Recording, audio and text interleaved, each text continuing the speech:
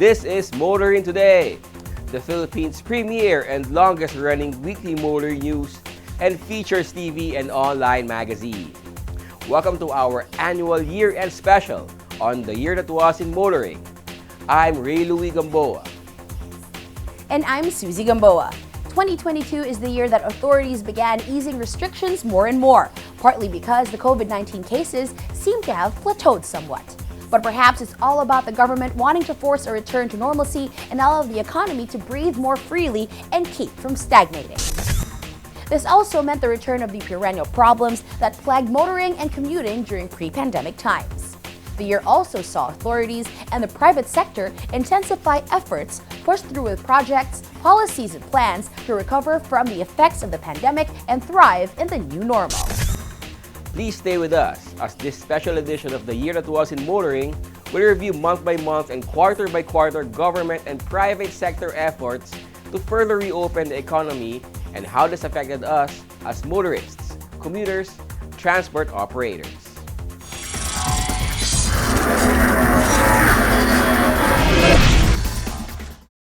At the core of Toyota Gazoo racing lies motorsports DNA.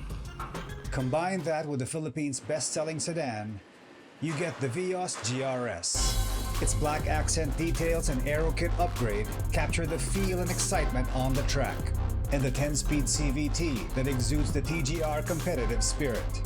On the road or on the track, always be ready for a heart-racing, exhilarating ride. The Vios GRS. Bring on the thrill.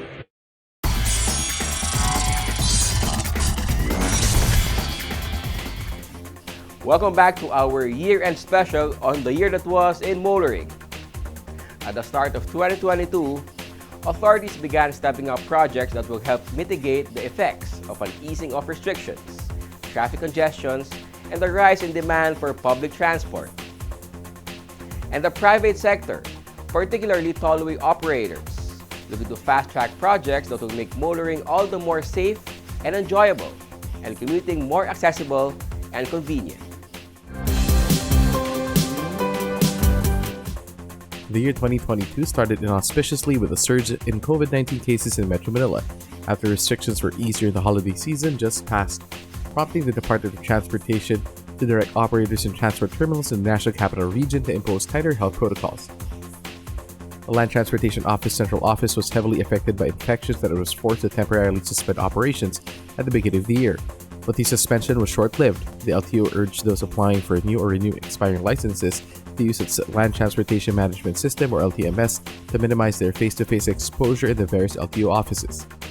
That blip in COVID-19 cases aside, it was all auspicious for a private sector looking to make 2022 the year when the nation can get over the effects of the global contagion and return to normalcy. And many looking at making sustainability one of their core principles for business, like Metro Pacific Tollway South Management Corporation, expressing its seriousness in turning the Cavite-Laguna Expressway into a green highway. MPT South has sought help of experts from the United States Agency for International Development Sustainable Inventions for Biodiversity, Oceans and Landscapes, or CBOL project, in pursuing efforts to make the Cavite-Laguna Expressway into a sustainable and green highway. MPT South and CBOL entered into an agreement to collaborate on a biodiversity program to improve natural resources management of the CalAX.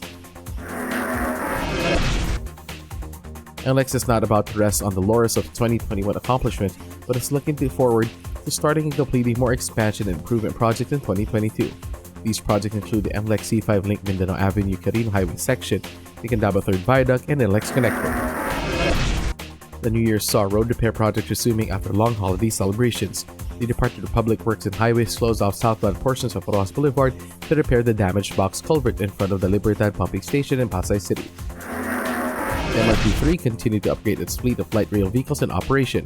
The 39th overhauled LRV was returned to the main line following a series of speed and quality checks to ensure they are safe for passengers in operation. The addition of overhauled LRVs or coaches allows the MRT3 to deploy from 17 to 21 train sets comprising 3 LRVs each on the main line at the same time. In an effort to make it safer for people to commute safely while opening up the economy more, the Department of Transportation and Metropolitan Manila Development Authority began holding mobile COVID-19 vaccination drives. One such We Vaxxas One mobile vaccination drive was held for commuters and transport workers at the Parañaque Integrated Terminal Exchange. This complements a no vax, no ride policy being implemented by authorities, which however confused the public. Later, the mobile vaccination drive moved over to the LTO Central Office. The Land Transportation Franchising and Regulatory Board reports that the EDSA busway ferried more than 47 million passengers, averaging 129,000 passengers daily in 2021. The EDSA busway allowed the DOTR to provide free public transport to medical frontliners and essential workers, which the DOTR plans to continue in 2022. The Department of Public Works and Highways assured the public that the project to widen Lotan Avenue from a 4-lane to a 6-lane thoroughfare in Taguig City is expected to be completed as scheduled by the second quarter of 2022. By this time, motorists are enjoying the benefits of the completed 1.31-kilometer Phase 1 of the project from 5th Avenue to Bayani Road. The LTO established a Central Command Center, C3, to serve as a nerve center of its operations and law enforcement service, which will perform surveillance monitoring, coordination, and alarm monitoring. The C3 is also jointly operated with Philippine National Police. At the same time, the LTO launched an app called CitySend, which can be used by citizens to report road accidents or crimes involving motor vehicles. The Light Rail Management Corporation announced that it has successfully completed work to upgrade the LRT-1 railway signaling system. The upgrade enables the LRT-1 to have more trains in operation with better connections and greater reliability, while also facilitating the testing, commissioning, and operation of new 4th-generation trains. At the same time, the LRT-1 Cavite Extension Project is making progress with viaduct from Dr. A. Santos Station to the Redemptorist Station completed, setting the stage for electromechanical works, including the laying of rails and the installation of electrical systems to begin. Valenzuela City inaugurated the MMDA Valenzuela Friendship Park in Disciplina Village, Barangay Bignay. The Valenzuela Friendship Park is one of 17 parks planned under the Adopt a Park project of the MMDA to develop underutilized parks, improving their usability and help make the metropolis a more livable, greener, resilient region. The MMDA Valenzuela Friendship Park caters to toddlers with safe and spacious playsets, teens and adults with shaded benches, fountains and multifunction spaces, and for the elderly and health buffs with exercise equipment. In the first quarter of 2022, construction of the 3-kilometer NLEX connector Santa Mesa section started with board piling and foundation works along Antipolo Street, Sampaloc, Manila. The NLEX connector is a 4-lane elevated expressway that will mostly run above the Philippine National Railways PNR lines and will coexist with the Department of Transportation's North-South Railway project. The TOTR and the Japan International Cooperation Agency signed the second tranche of the loan agreement for the Metro Manila Subway project, making available an additional 253 billion yen for the country's first ever underground railway system. The DOTR also announced that construction of the MMSP's partial operability section from Valenzuela North Avenue is on full swing following the arrival of 2 tunnel boring machines last year. Also, 5 contracts, including 4 packages covering civil works of the partial operability section, 240 train cars, and electromechanical systems were signed. Benner Abalos resigned as Metropolitan Manila Development Authority Chairman in February to focus on his role as National Campaign Manager for the presidential campaign of then Senator Bongbong Marcos. Abalos designated incumbent MMDA General Manager Romando Artes as the agency's officer in charge. Soon after, President Duterte appointed Artes as MMDA Chairman while naming MMDA Undersecretary Frisco S. San Juan Jr. as MMDA General, concurrent with his being MMDA Deputy Chairman. Then DOTR Secretary Arthur Togada inspected the San Pablo to Lucena commuter train route of the Philippine National Railways and revealed plans to revive the line. Togada said the commuter train service will have 2 terminal stations and 4 flag stops in between, with travel time of 1 hour 32 minutes from Lucena to San Pablo. San Miguel Corporation formally inaugurated the fully completed South Luzon Expressway elevated extension with then-President Duterte as guest of honor. The SLEX elevated extension project effectively connects the Skyway in Sucat to SLEX at Susana Heights and Muntinlupa, bypassing the Alabang Viaduct, with SMC also reopening the Alabang Zapote Road Skyway ramp, helping to provide a long-term solution to worsening traffic on the Skyway, SLEX, and public roads leading to and from them. The LTO reports more drivers applying to renew their licenses undertook the required comprehensive driver's education program and exam online through its free portal. This LTO initiative buttressed belief that the pandemic magnified the advantages of conducting services and transactions online, something that 2022 will continue to emphasize. Civil works for the LRT-1 Baclaran Expansion Depot was formally inaugurated with officials from the DOTR, the Light Rail Transit Authority, the Embassy of Japan, the Japan International Cooperation Agency, and the Pasay City local government in attendance. The expansion added 4.2 hectares to the existing 6.4-hectare Baclaran Depot. The work was to begin on adding and upgrading rail tracks, maintenance facilities, increasing the depot's stabling capacity from 130 to 182 light rail vehicles or LRVs. The LTO opened a new licensing center at the Parañaque Integrated Terminal Exchange, making it easier for drivers from the southern end of Metro Manila and nearby provinces to renew their licenses. The new licensing center is a one-stop LTO satellite office where drivers can register with the Land Transportation Management System, apply for new licenses, renew expiring ones, or get student permits. It also has a test drive facility. NLEX Corporation sets annual maintenance work on both the North Luzon Expressway and Subic-Tarlac Expressway. The maintenance work covers 79,063 square meters of the NLEX and 18,718 square meters of the SC-TEX. Motorists were encouraged to check out NLEX social media accounts to learn when and where the repair work would be undertaken to help them plan their trips. The LTO Candon District Office began serving drivers and motor vehicle owners in Ilocos Sur. Aside from Candon City, the geographical area of responsibility of LTO Candon includes the municipalities of Santa, Narvacan, Nagboquel, Santa Maria, San Esteban, Burgos, Santiago, Lidlida, Banayoyo, San Emilio, Calimuyon, Salcedo, Gregorio del Pilar, Quirino, Santa Lucia, Santa Cruz, Tagudin, Sigay, Suyo, Cervantes, Alilem, and Sugpon. Bacoor got its own LTO district office, and during its inauguration, Secretary Tugade directed the LTO and the LTFRB to work together in the same site.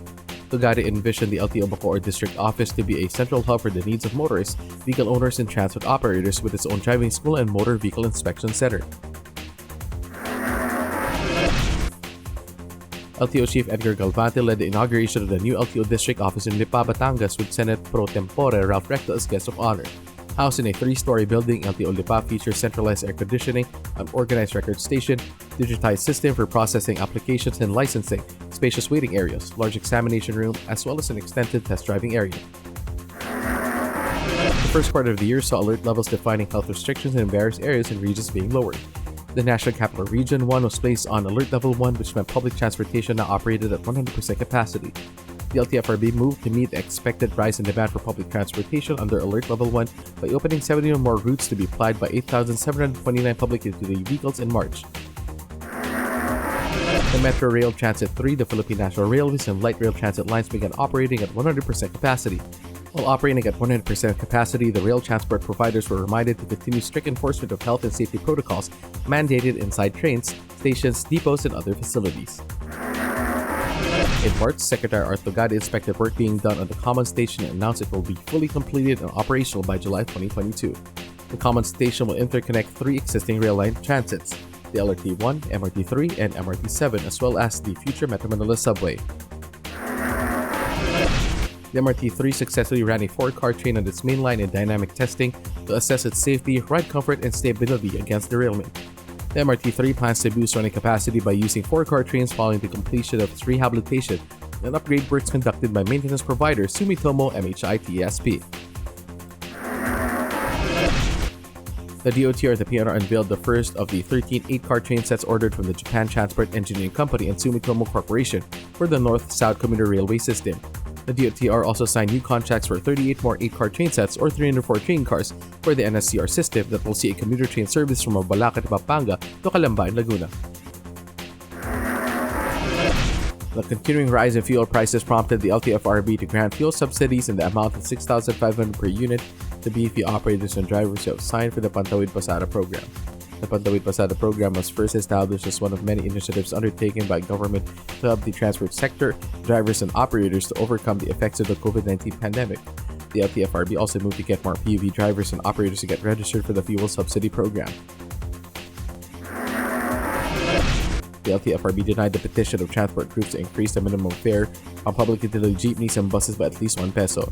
It cannot be insensitive to the plight of Filipinos every time an increase of the prices of the commodities occurs as a domino effect of fare increases, the LTFRB said.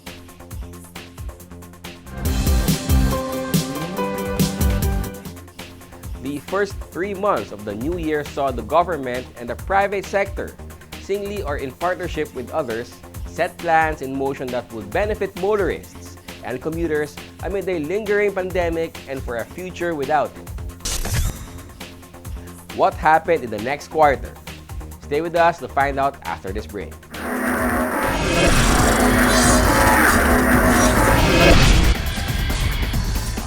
At the core of Toyota Gazoo racing lies motorsports DNA. Combine that with the Philippines' best-selling sedan, you get the Vios GRS. Its black accent details and aero kit upgrade capture the feel and excitement on the track, and the 10-speed CVT that exudes the TGR competitive spirit. On the road or on the track, always be ready for a heart-racing, exhilarating ride. The Vios GRS. Bring on the thrill.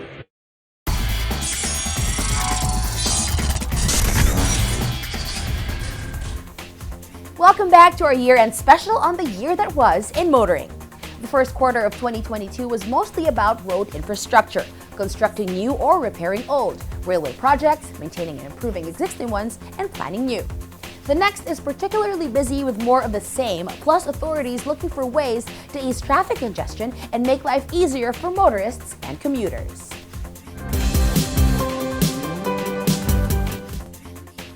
A newly opened two-lane service road provides a new and quicker alternate route for motorists going from May Kawayan to Marilao in Bulacan.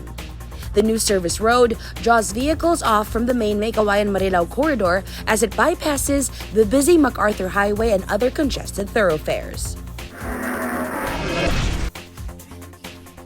Beginning April 1, all Class 2 vehicles, buses and closed vans exceeding 7 feet in height with valid AutoSeep RFID tickets were allowed back on the entire elevated Skyway system. SMC President Ramon S. Ang said reopening the Skyway to public buses and select transport trucks may allow countrymen from both north and south to benefit from the convenience provided by the entire Skyway system. Metro Pacific Tollways South Management Corporation, or MPT South, was awarded a LEED Gold certification for its headquarters, the MPT South Hub. The MPIC Chairman and President Manny V. Pangilinan said the LEED Gold certification is a testament to how serious Metro Pacific is in integrating sustainability in the way it builds and operates, aimed at safeguarding a resilient and sustainable future for generations to come. Acknowledging that EDSA traffic congestion was worsening, the MMDA added a new twist to the coding scheme while issuing some exemptions. Depending on the end number of their license plates, light trucks are now banned from 5 a.m. to 9 p.m. on the portion of EDSA from Magallanes in Makati to North Avenue in Quezon City. Other vehicles are banned on the same portion of EDSA from 5 p.m. to 8 p.m., except in Makati, which bans the vehicles in the city from 7 a.m. to 8 p.m. following the coding scheme.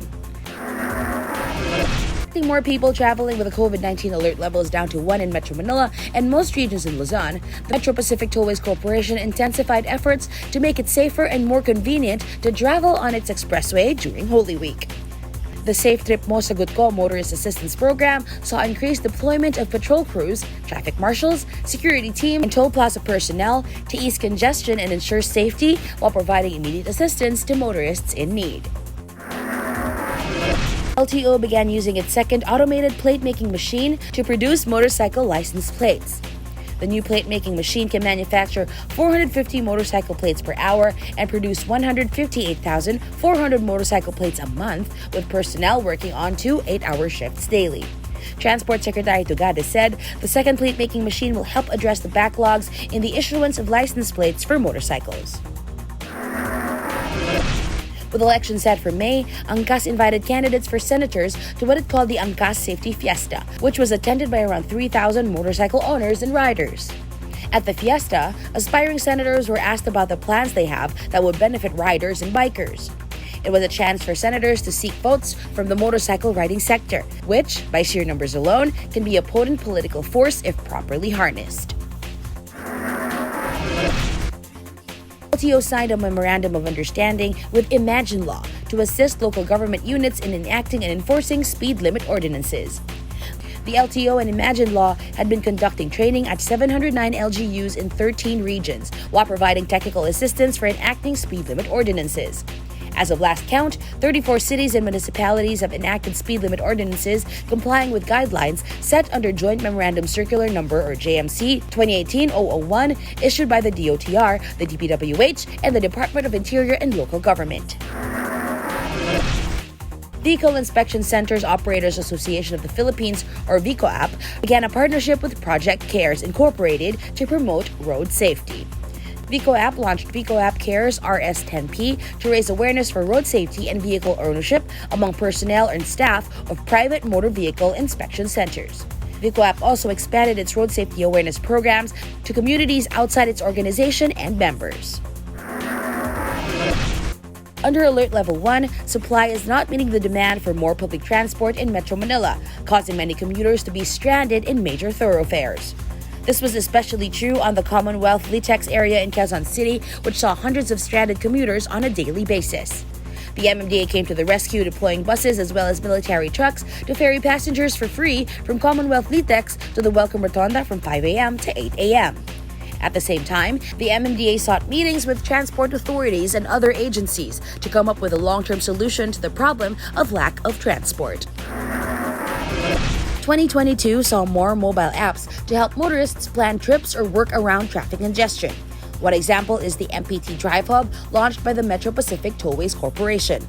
Available for download for free on the Apple App Store and Google Play, MPT Drive Hub can be used to monitor and reload EasyTrip RFID accounts, check toll service facilities on MPTC tollways, and even calculate toll fees. It can also be used to monitor and anticipate traffic conditions and summons help for roadside emergency services inside the tollways. The month of May saw the MMDA further tweaking the numbers coding scheme in the face of worsening traffic congestion on EDSA and other major thoroughfares.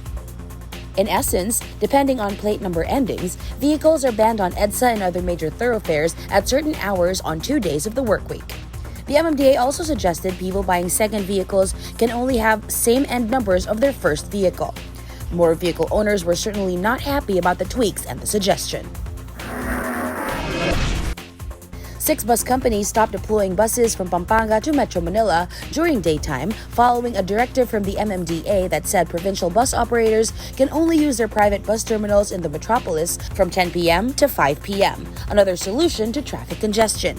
The LTFRB was not happy with the bus operators' reaction to the directive and issued show-cause orders against them for allegedly violating provisions of their Certificate of Public Convenience. It said observing the window hour scheme of the MMDA does not mean bus operators would only operate from 10 p.m. to 5 a.m. The taxi modernization program bore fruit in Davao, with Saime Transpo OPC awarded a premium taxi franchise for 10 units. Classified as silver taxis by the LTFRB, the 10 modern taxis of Saime Transpo come with free internet access to passengers, onboard or mobile-based navigation system, dashboard and occupancy cameras with continuous recording of the past 24-hour operation, and automatic fare collection through cashless cards.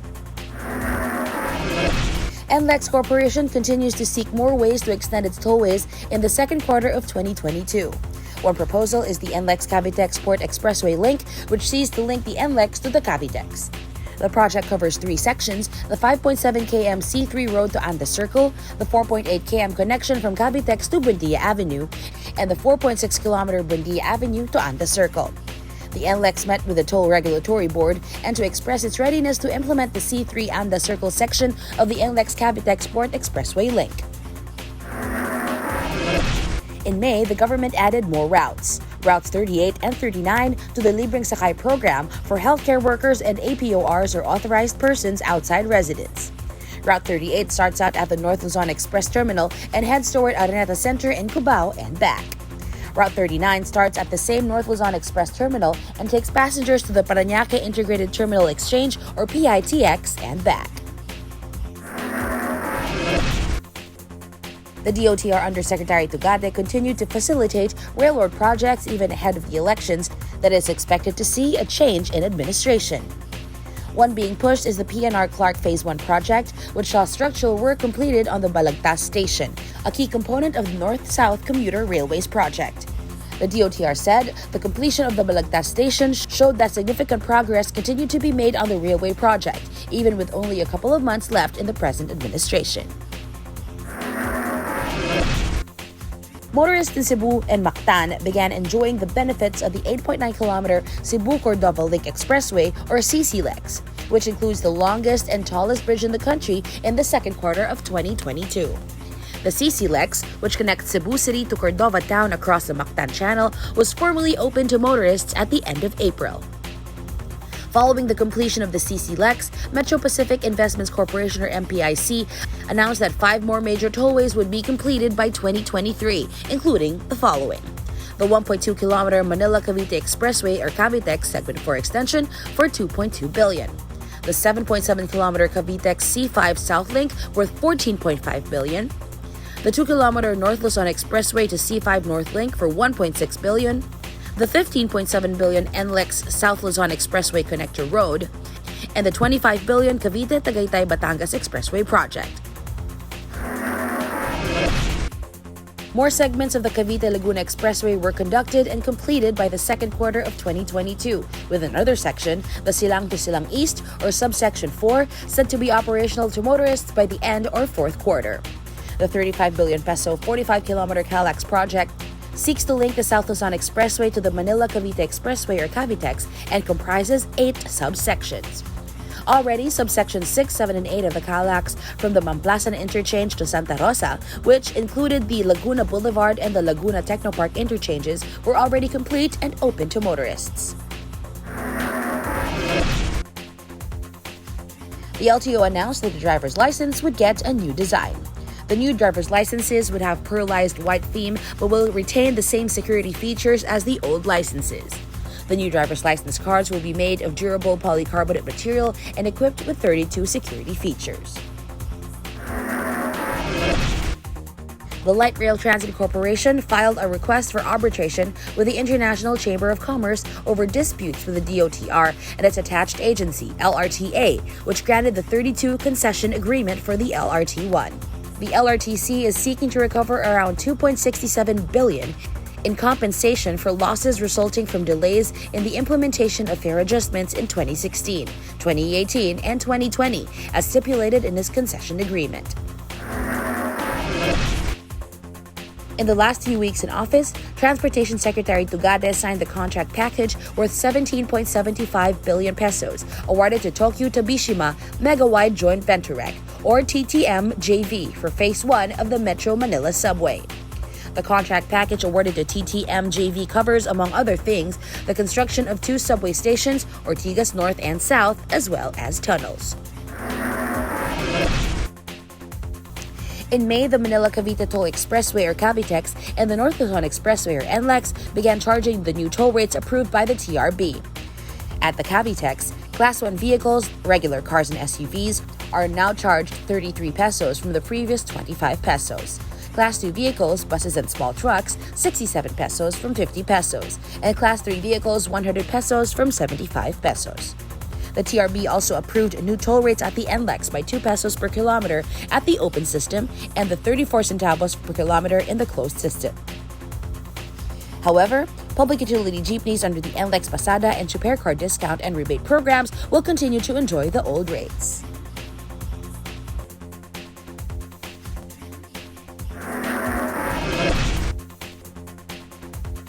The LRT-1 is moving closer towards commercial operations of the 4th generation trains acquired as part of modernization plans of the commuter train. Light Rail Manila Corporation, the operator and maintenance provider of the LRT-1, revealed that the new trains are undergoing dynamic test runs on the existing track to demonstrate their reliability and performance. The LRT-1 has acquired 30 4th generation trains, which consist of 4 light rail vehicles each. The new trains have a capacity of 1,300 passengers and a maximum design speed of 70 km per hour. The Light Rail Manila Corp reports that work on the 11.7-kilometer Cavite extension of the Light Railway Transit 1 is now 70% complete. However, the LRMC estimates that completion and full operation of the LRT-1 extension from the Baclaran Station in Parañaque to Bacoor and Cavite is targeted for 2024. During a recent press briefing, LRMC President Juan Alfonso said that following the completion of the viaduct, the electromechanical upgrade of the railway and the installation of new rails have started. Alfonso also cited other accomplishments of the LRT, including the 7 billion pesos upgrading of the 30-year-old signaling system of the country's oldest elevated railway. A group of modern GP and UV operators has written a letter thanking President Rodrigo Duterte and the Department of Transportation for programs that benefited the transport sector and the riding public. The open letter addressed to the President thanked his administration for pursuing the Public Utility Vehicle Modernization Program, as well as the Libreng Sakay under the Service Contracting Program during the pandemic. The letter, signed by 25 members representing various cooperatives in Metro Manila, was posted by the DOTR's Facebook page.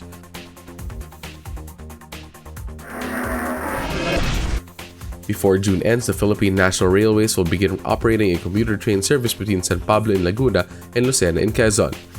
The commuter train service will have endpoints in both cities with 4 stops in between, according to the Department of Transportation. Travel time from endpoint to endpoint of the 44-kilometer PNR San Pablo-Lucena route is estimated at 1 hour and 15 minutes to 1 hour and 30 minutes, said PNR General Manager Jun Magno. Grab Philippines has launched what it calls a safety boot camp for at least 150 of its driver partners who ferry passengers and delivery partners who service online deliveries of food and other packages. This is part of its observance of Road Safety Month this June. Grab cites a 2020 report from the Metro Manila Accident Reporting and Analysis System that showed majority of the 65,032 traffic-related incidents recorded in Metro Manila involved cars and motorcycles as a good reason for holding the safety webinar for select driver and delivery partners. The LTFRB reports that of June 1, 2022, an estimated 1.17 billion pesos in fuel subsidies have already been distributed to 180,061 of the 264,578 PUV operators identified as qualified to receive them. The LTFRB said it was working to ensure qualified beneficiaries of the fuel subsidies from government service receive their share as soon as possible. The Toll Regulatory Board expects to see the C5 Link flyover extension to be completed soon and open to motorists. This followed an inspection conducted by TRB Technical on the 1.6-kilometer flyover extension project, which found it has reached more than 95% completion. The extension will connect to the 2.2-kilometer Cavite C5 Link that is already operational, providing a more convenient access for motorists bound for the SLEX C5 from Merville and vice versa. The 5-kilometer Espana section of the NLEX Connector Road is 70% complete and is scheduled to open before the end of 2022. The section that spans the NLEX Connectors Caloocan and Espana interchanges is expected to be the first to be open to motorists. NLEX also reported that construction work on the C5 link connecting Mindanao Avenue to Quirino Highway is expected to start within the year. Davao Metro Shuttle has launched a new bus service that will ferry passengers from the Parañaque Integrated Terminal Exchange, or PITX, all the way to Davao and vice versa. Beginning June 15, Davao Metro Shuttle bus bound for Davao departs from PITX at 2:30 p.m. daily. The Davao to PITX service will begin on June 20. One-way bus fare will cost 3,680 pesos, inclusive 2 roll-on, roll-off ferry rides for inter-island travel. Passenger on the Metro Bus Shuttle should expect the bus ride to take 3 days and 2 nights, with the following stops between the PITX and Davao at Turbina, Santo Tomas, Laguna, Quirino Meal Place, Naga Terminal, Sorsogon, Matnog, Alan Samar, Tacloban, Sogod, Sorsogon Leyte, Liloan, Surigao, Kitcharao, Butuan, San Francisco, Moncayo, and Tagum. The Metropolitan Manila Development Authority has set up another emergency repair station for motorcycle riders and cyclists on EDSA. The new EDSA Emergency Repair Center for two-wheelers can be found at the ground level of the Quezon Avenue on EDSA and is open from 5 a.m. to 9 p.m. This makes it 3 repair stations on EDSA aside from 1 along Voss Boulevard.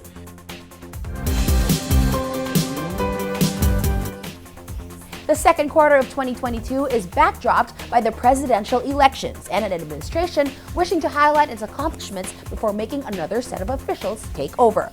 Please stay with us as we continue our review of the year that was in motoring when we return after this break.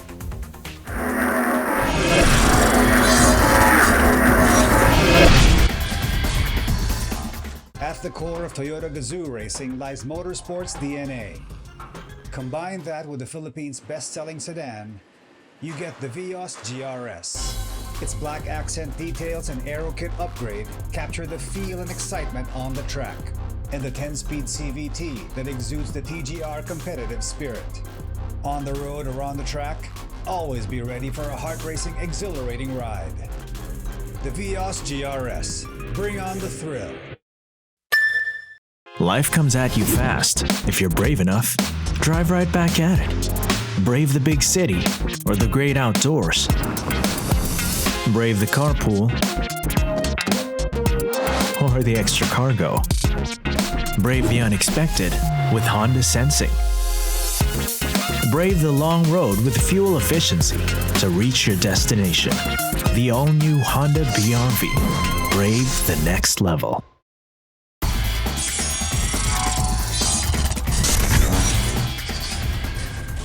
Welcome back to our year-end special on the year that was in motoring. There's a new administration taking over the DOTR and its line agencies, the DPWH, the MMDA in the third quarter of 2022 to face more of the same problems and offerings, the same solutions facing motorists and commuters.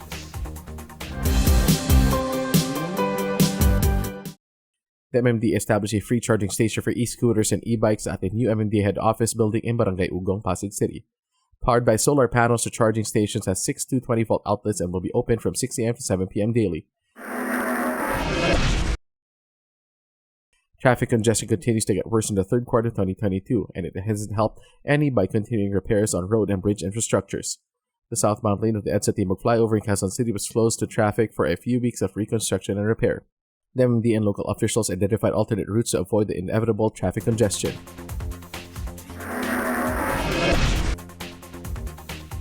Heading into the third quarter, the MMD decided not to implement the planned expanded number coding scheme meant to reduce the volume of traffic in the streets of Metro Manila. MMDA Chairman Romando Artes said there was no need to expand the coding scheme as there were fewer cars on Metro's thoroughfares with the continued rise in fuel prices since May. Artes cited MMDA data showing that around 392,000 vehicles were recorded passing EDSA on June 9 compared to 417,000 on May 5, which reached a pre-pandemic record of 405,000. It may be a sign of things to come, but the Cebu-Cordova Link Expressway began allowing motorcycles powered by 125cc and above engines to use the new iconic bridge over the Mactan Channel.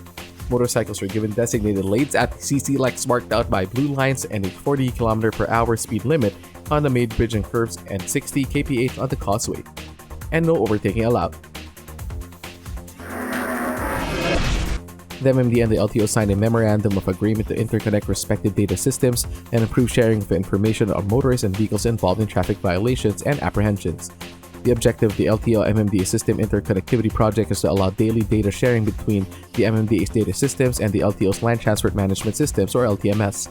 The data sharing accord is expected to bolster both agencies' law enforcement and traffic apprehension functions and boost road safety by swiftly identifying and weeding out drivers and vehicles involved in multiple violations and traffic incidents. Manuel Bunoan formally assumed the role of DPWH Secretary following the ceremonial turnover held at the first of the month at the DPWH Central Office Multipurpose Hall. A hold hand at the DPWH, Bunoan started his career as a public servant at the DPWH back in 1966.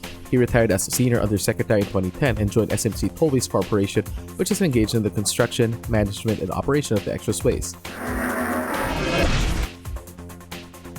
With air travel also expected to increase with restrictions further east, the Ube Express NAIA shuttle service resumed operations in the third quarter of 2022.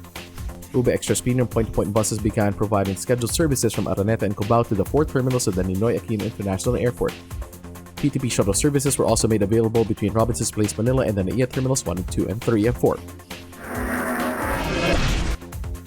In the third quarter, the DPWH Region 5 office reported that the 15.87km Albay-Sorsogon Connector Road, also known as the Bacon-Manito Road, was nearing completion. When fully completed, the Albay-Sorsogon Connector Road was expected to reduce the travel time of motorists between the two provinces by 1 hour and would benefit as many as 5,000 motorists daily. DPWH Secretary Manuel Bunoan confirmed that the Samal Island Davao City Connector Project, one of the flagship projects under the Build program of the Duterte administration, would push through. The project will see a 3.98km bridge with 4 lanes connecting the Samal Circumferential Road in Barangay Limao, Island Garden City of Samal to Davao City in between R. Castillo Daang Maharlika Junction.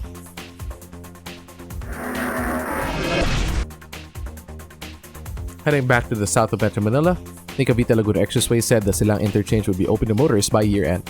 The Silang Interchange was more than half complete as of July with drainage and bridge construction, excavation and roadway earthworks, as well as installation of fence and coconut still needing to be completed. The Silang Interchange can serve as another alternate exit for motorists bound for Tagaytay aside from the Santa Rosa Tagaytay Road Interchange. The third quarter arrived with uncertainties over whether the incoming administration would be supporting projects proposed in the previous government. Metro Pacific Tollways Corp planned to meet with new bosses at the DPWH to push for the implementation of tollway projects it proposed in the previous administration. These include the Cavite-Tagaytay-Batangas Expressway and the Circumferential Road 3 Anda Circle segment of the Endless Cavite Export Expressway link. The southbound lanes of the EDSA Timog flyover reopened ahead of schedule as the repairs were completed faster than expected. The EDSA Timog flyover was earlier fully closed back in June for repairs that included reconstruction of the damaged bridge diaphragm and the construction of a new bridge deck slab. DOTR Undersecretary Cesar Chavez revealed plans to overhaul the LRT2 fleet of trains and extend the rail line from the Recto station to Tondo in Manila with the addition of 3 more stations. The DOTR is looking to the private sector to fund the LRT2 West Extension project that is estimated to cost 10.2 billion pesos, in line with the new president's mandate to undertake projects using the public-private partnership initiatives. The government seeks to entertain proposals for a 3-in-1 package that will include overhauling the LRT2 fleet of trains, maintenance of units, and construction of the extension. During his first State of the Nation address, President Bongbong Marcos mentioned his desire to start or complete construction of several railway projects proposed or began in the previous administration. And during a briefing following the SONA, Transportation Undersecretary for Railways Cesar Chavez reported the status of various railway projects. Procurement for the Metro Subway was at 60%. The Tataban to Malolos and Malolos to Clark segments of the North-South Commuter Railway was 93% complete, and the Manila to Tataban to Calamba segment at 61% complete on procurement. The LRT1 Cavite Extension project was at 69%. The Metro Rail Transit Line 7 is 61% complete. The Mindanao Railway project is resubmitted to NEDA for funding reapproval. DPWH Secretary Bonoan reported that mega bridges linking islands and areas with high economic activity will be given priority by the Bongbong Marcos administration. Bonoan cited the mega bridge that will link Bataan and Cavite, another connecting Panay, Guimaras, and Negros, a 4th bridge connecting Mactan to the Cebu mainland, and a 3-kilometer connector bridge between Samal Island and Davao City. Also eyed for construction are the Gicam Bridge to connect the towns of Alicia and Mabuhay in Zamboanga, Sibugay, and 3 more bridges in Tawi-Tawi. Bridges spanning the Pasig, Marikina, and Magan rivers are also planned to ease congestion in Metro Manila. Traffic congestion worsened in the third quarter. Motorists began noticing countdown timers on stoplights and intersections were no longer activated.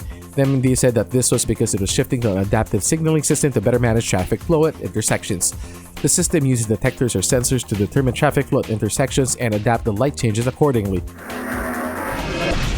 Marinduque Rep. Lord Alan J. Velasco filed House Bill 31, an act requiring parking space from motor vehicle buyers in metropolitan areas as a prerequisite for the purchase of a motor vehicle and registration with the Land Transportation Office.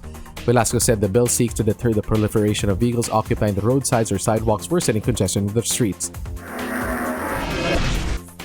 Signifying the new DOTR leadership support for the continuing development of the EDSA busway, 2 additional stations were the EDSA Carousel, the Taft Avenue, and Ross Boulevard stations. During ceremonies formally opening the new stations, Transportation Secretary Bautista emphasized that the DOTR will not stop looking for ways to provide accessible, affordable, and safe transport modes for everyone.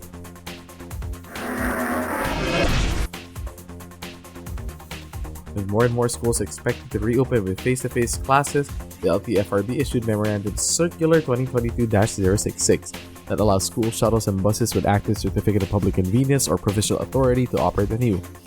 Those with expired CPCs but with pending application for extension of validity can also resume operations. In allowing school buses and shuttles to resume operations, the LTFRB reminded operators to comply with mandated health and safety protocols. The LTFRB also reopened 68 routes that used to be plied by jeepneys in Metro Manila before the COVID-19 pandemic hit. Also reopened were 33 routes for city buses and 32 for UV Express units in Metro Manila. Operators of jeepneys, buses, and UV Express units were also asked to apply for special permits to ply the newly opened routes. When the 2022-2023 school year finally started, the MMDA deployed additional traffic enforcers around the 446 public schools in Metro Manila. Close to 600 traffic enforcers were deployed to ensure students returning to face-to-face schooling for the first time were safe. Members of the House issued a resolution calling on the DOTR to fast-track the project to integrate cashless payment systems of all existing tollways. House Resolution 159 urges the DOTR to implement Phase 2 and 3 of the Toll Interoperability Project so motorists no longer need to have 2 RFIDs in order to pay for toll at expressways. The Manila City Government moved to solve the problem of indiscriminate parking on city streets. Through an executive order, the city government designated a number of major thoroughfares, avenues, and prominent streets as no parking zones. It also declared many streets and their sidewalks as no vending zones. 2 streets were declared as no vendor zones with one-side parking, Recta from Asuncion to Juan Luna and Cala from Ross to Boulevard to Taft Avenue. Also happening in the third quarter was the LTO beginning to accept requests for special vanity plates, which it now calls Optional Motor Vehicle Special Plates or OMVSP. Under the new guidelines, OMVSPs will be issued upon application by the owner of a brand new private vehicle for initial registration with the LTO. Only cars, SUVs, AUVs, sports pickup, and commuter vans can be issued OMVSPs. The LTO reminded public utility vehicle operators and drivers that Republic Act 8750 or the Seatbelt Use Act of 1999 mandates PUVs to be equipped with prescribed seatbelts for driver and front seat passengers. It also prescribes a mandatory use of seatbelts by passengers in motor vehicles, whether private or for hire, seated facing forward in the front row seats and those seated at the back row, or the passenger immediately behind the driver of private cars, SUV and for hire vehicles with running engines on any road or thoroughfare. One of the most trended topics of 2022 was a non-contact apprehension program implemented by the MMDA and the local government units. And in the third quarter of the year, complaints have reached the Supreme Court, which ordered the MMDA and LGUs to suspend implementation of the NCAP and scheduled arguments on its legality for a later date. The SG issued a temporary restraining order against the NCAP, acting on petitions filed separately by transport groups and lawyer Tuman Bipa. The petitioners questioned the constitutionality of the NCAP while arguing its implementation violated their rights to due process. The DOTR created an online directory of bicycle lanes located near schools in Metro Manila to encourage students to use bikes in their daily commute. The directory can be accessed or downloaded by scanning a QR code using mobile phones. At the same time, bicycle advocates and groups have also come up with open source apps or sites which cyclists can use to plan trips or choose safe and accessible routes. The Swedish government offered to help expand the capacity of the EDSA busway. The offer was conveyed by Swedish Ambassador to the Philippines, Annika Thunborg, to Transportation Secretary Jaime J. Bautista. The Swedish government expressed interest to help enhance the operational efficiency of the highly patronized EDSA busway project, which continued to offer free rides to EDSA commuters until the end of the year. The LTO reported meeting with Dermalog, a German biometrics and security company, on how to improve its online business processes and other services. One process being eyed is to activate a motor vehicle registration information system within LTO's Land Transportation Management System portal to allow online renewal of vehicle registrations. Local vehicle body manufacturer Santro showcased an all-new jeepney design for a modern PUV at the 8th Philippine International Motor Show. Dubbed the Hari ng Kalsada concept, Santro's modern PUV is based on a truck platform, has a Euro 4 engine or an electric powertrain, air conditioning, and 23 people seating capacity. Santro came up with the Hari ng Kalsada concept to pay homage to iconic jeepneys that are now being phased out but are still much loved by Filipinos. The third quarter of the year saw traffic congestion getting back to pre-pandemic levels. And the new guys in the administration are doing all they can to help ease the motorists' woes while working to keep the Libreng Sakay program going and EDSA carousel working up to capacity. Please stay with us while we take another break. We'll review events, occurrences, and issues concerning motoring, motorists, and commuters in the final quarter of 2022.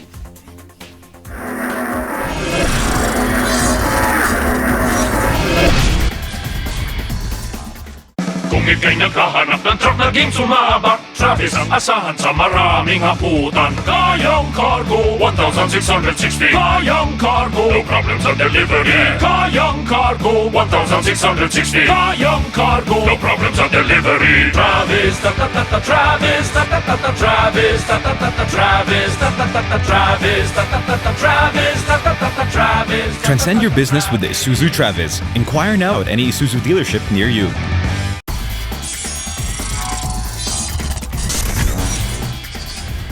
Welcome back.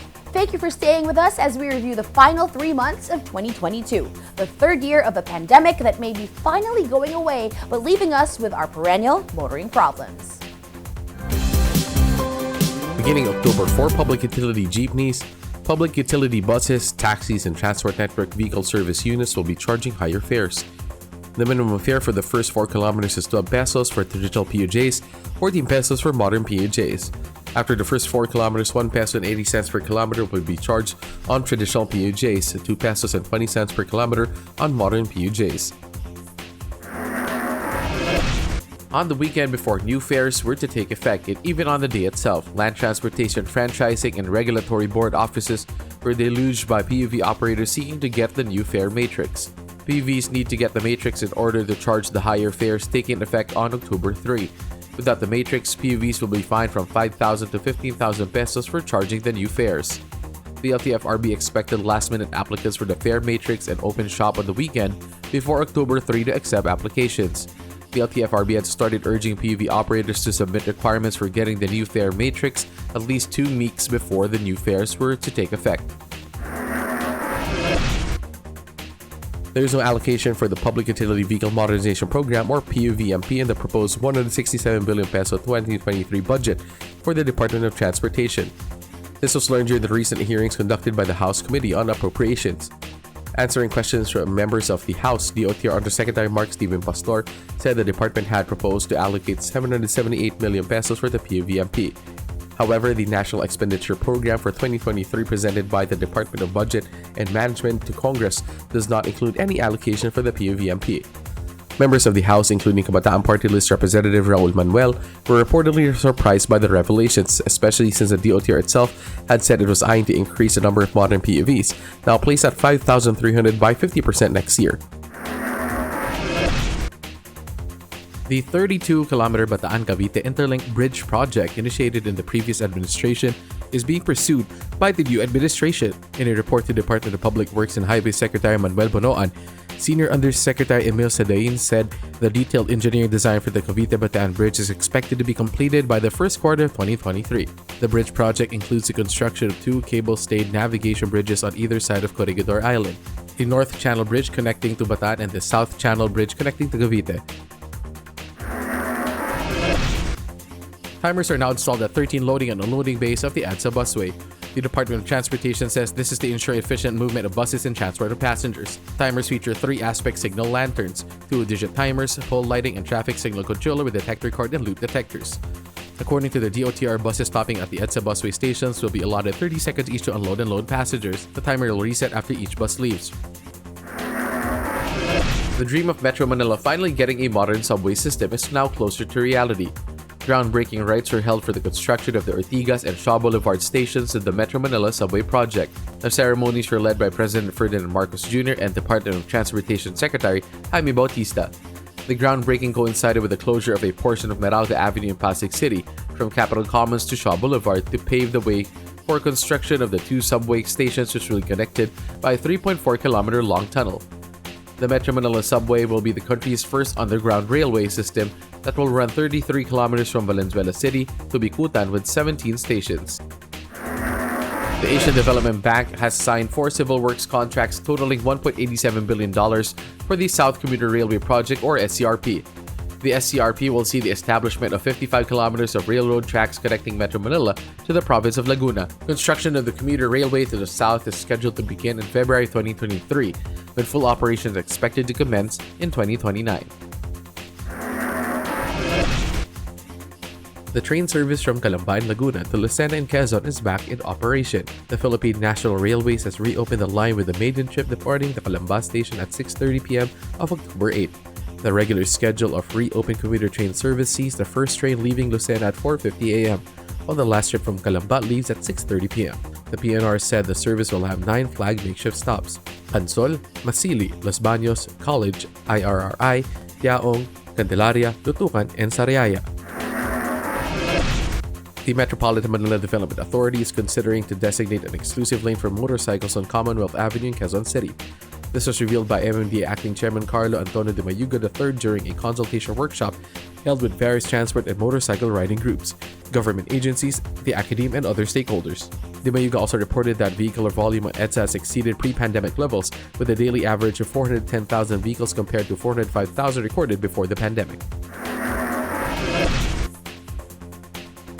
Some streets in the city of Manila will be crowded with large trucks and container vans more than usual after the Metropolitan Manila Development Authority banned trucks from using Ross Boulevard. This was prompted by the road repair being undertaken by the Department of Public Works and Highways on Ross Boulevard fronting the U.S. Embassy. The ban covers trucks and trailers with a gross capacity weight of over 4,500 kilograms. These trucks and trailers will have to take alternate routes identified by the MMDA. Metro Pacific Investments Corp is investing in the electronic vehicle startup Biyahe, which is promoting a shift towards use of electric jeepneys for public transport. MPIC Chairman Manny Pangilinan sees a favorable future for Biyahe as rising fuel prices is making it cheaper to operate battery-powered jeepney compared to traditional jeepneys guzzling diesel. An ABS-CBN report quoted Pangilinan as saying that while the cost of acquiring of electric jeepneys is higher than the operating cost of operating them is much lower.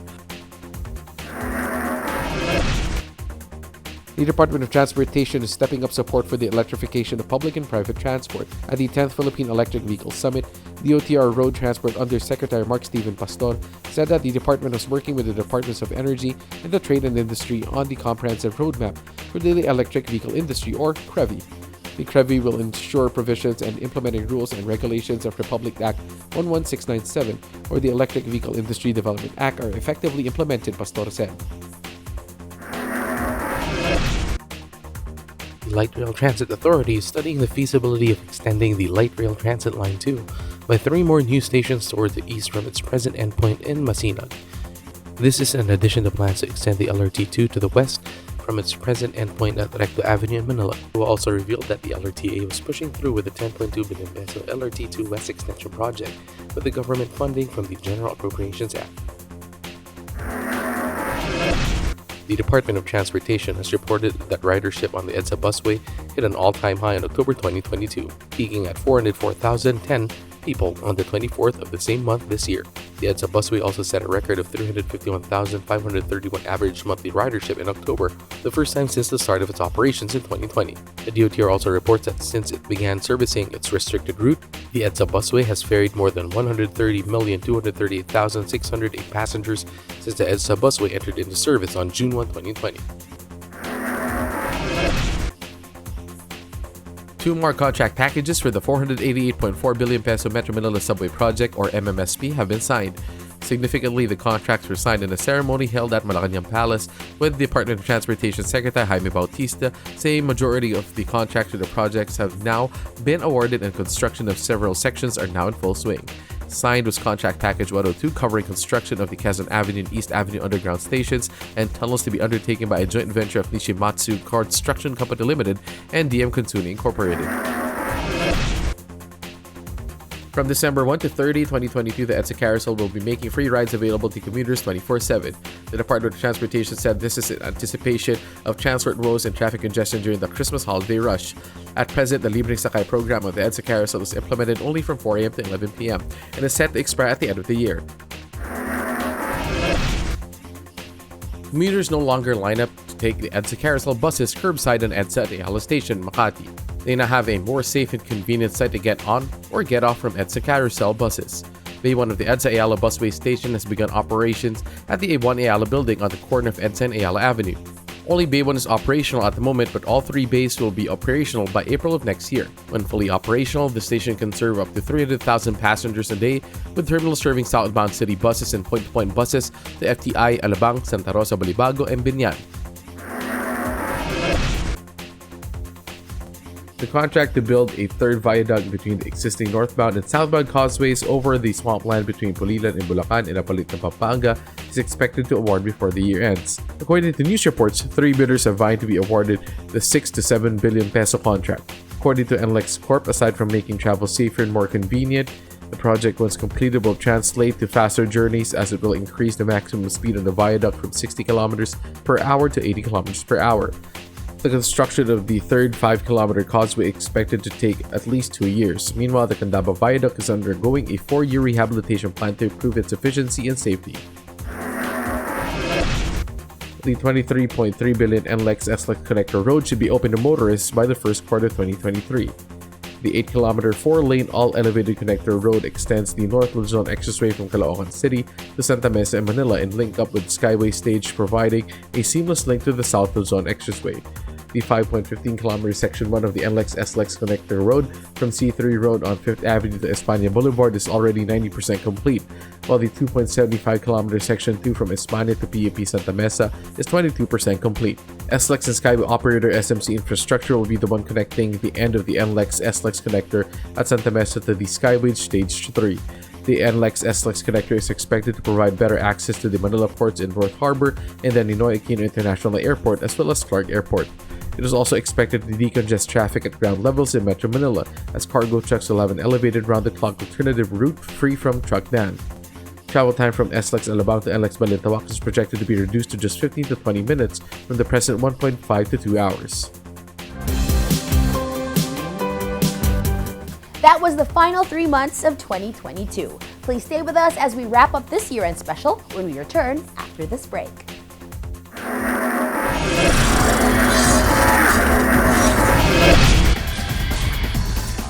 At the core of Toyota Gazoo racing lies motorsports DNA.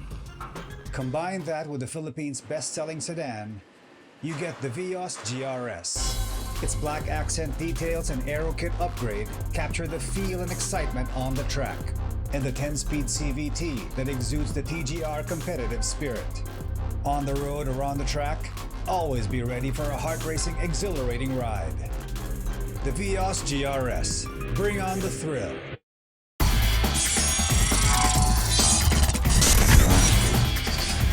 Welcome back to our year-end special on the year that was in motoring.